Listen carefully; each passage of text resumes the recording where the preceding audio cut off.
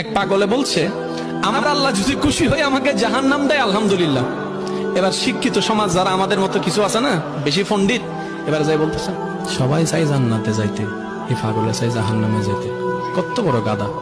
পাগলে মুস্কি হেসে বলে যে, হ্যাঁ ঠিকই বলছেন, আপনাদের মতো সুস্থ আমি হতে চাই না, এই পাগলেই থাকতে চাই। এবার তাদের একটু টনক লটলো, কই কেন? সবাই চাই জান্নাত, তুমি চাচ্ছ জাহান্নাম।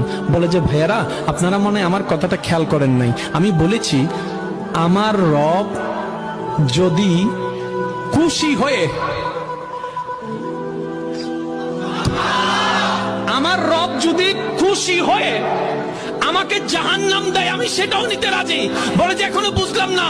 পাগল বলে জ্ঞান দিয়ে রবের বিষয় বোঝা যায় না, দিল দিয়ে বুঝতে হয়। আরে শুনো, রব যখন খুশি হয়ে যাবে জাহান্নামটা জান্নাত হয়ে যাবে, রব যখন নারাজ হয়ে যাবে জান্নাতটা জাহান্নাম হয়ে যাবে।